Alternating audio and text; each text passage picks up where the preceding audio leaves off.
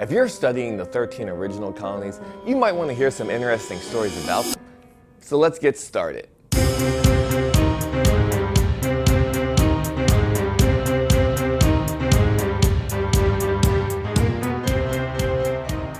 How's it going, everybody? Welcome to Virtual History 360. I'm Mr. Wade, and I have 13 interesting facts about the first 13 states of our country.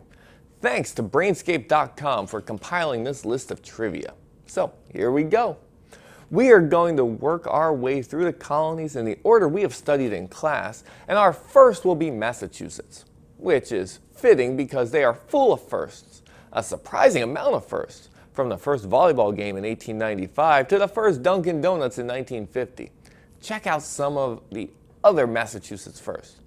The first English Thanksgiving in 1621, the first public park, which was Boston Common, 1634, the first university, Harvard, in 1636, first public library, Boston, in 1653, first Revolutionary War battle, Lexington, 1775, first black church in Boston, 1806, the first railroad, Quincy, 1826, the first typewriter in Worcester in 1850, first Christmas card in Boston, 1875, first telephone, Boston, 1876, first basketball game in Springfield, 1891, first subway in Boston, 1898, the first automatic digital computer in 1944 in Boston, Massachusetts isn't alone with first. New Hampshire has the first presidential primary each election cycle.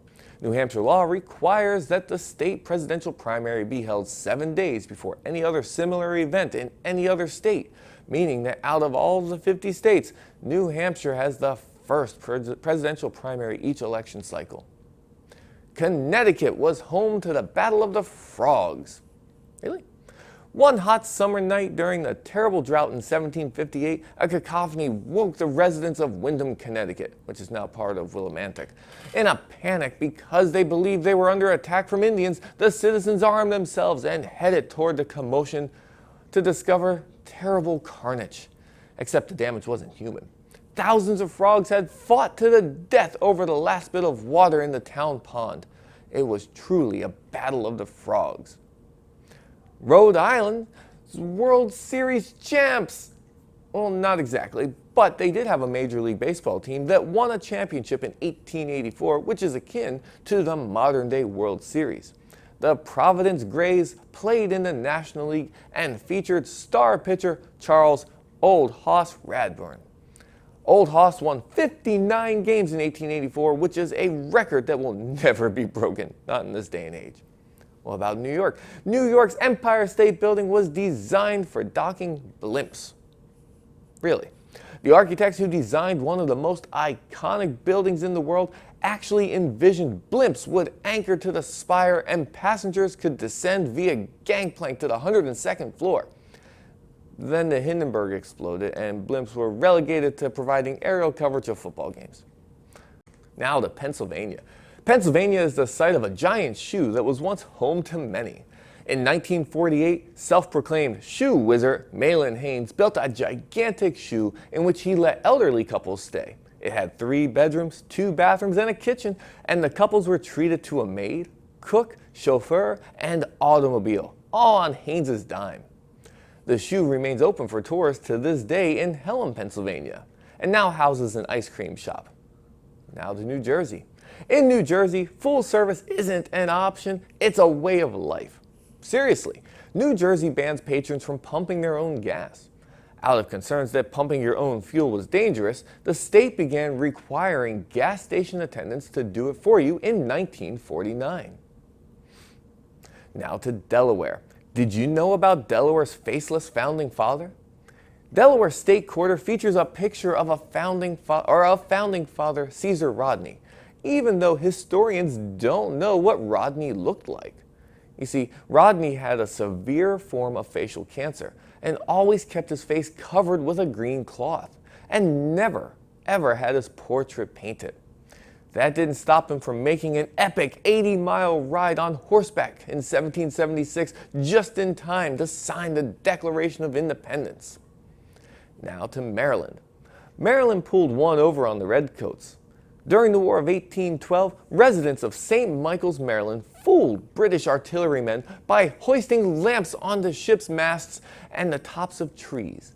Only one house, known as the Cannonball House, was struck, as the height of the lights caused the British cannonballs to overshoot the entire town, minus the one house. Now to Virginia. Virginia has a creepy story, kind of where Stonewall Jackson rests in pieces, not in peace. Legendary Confederate General Thomas Stonewall Jackson's arm was given a proper burial. I've been there. I've seen it. Complete with headstone after he lost it due to friendly fire in the Battle of Chancellorsville in 1863. Jackson was later carried to a plantation where he eventually died of pneumonia. He was too given a proper burial some 150 miles away from his arm. Now, did you know that North Carolina was the site of the nation's most impressive disappearing act? In 1587, a group of English founded a colony at Roanoke Island off the North Carolina coast. 3 years later, their countrymen came for a visit to come back to them, only to find the settlement had completely vanished. The cabins were gone, the livestock disappeared, and the only thing that remained was the word Croatoan, carved on a tree, or on a post, and crow carved on a tree. This lost colony was never found. Now to South Carolina. Think twice before getting engaged in South Carolina, because you could be subject to a lawsuit if you back out. Breach of promise to marry suits used to be commonplace in the United States, but many states began to bar them in 1930. South Carolina is one of the few states that still allows them, and you can be sued for breaking off an engagement there to this day. And then to Georgia. Georgia has a great nickname, the Peanut State. Okay, its actual nickname is the Peach State, but peaches aren't Georgia's only prominent produce. The state is also well known for its pecans and peanuts. In fact, former President Jimmy Carter, a proud Georgian, was once a peanut farmer himself. All right, so now to you. What about you? Do you know any other interesting bits of trivia about where you live? If you do, tell me in the comments below. And while you're there, hit the like button for the engagement, and don't forget to subscribe if you haven't already. You know, if that button's red, let's turn it gray. And be sure to check out my other videos like the ones you see to the side over here. I have other random history videos. I have US history, world history. I have civics videos. I even have videos shot in 360 that you can look all the way around. Be sure to check them out because I know you're going to like them. For Virtual History 360, I'm Mr. Wade. I'll see you next time.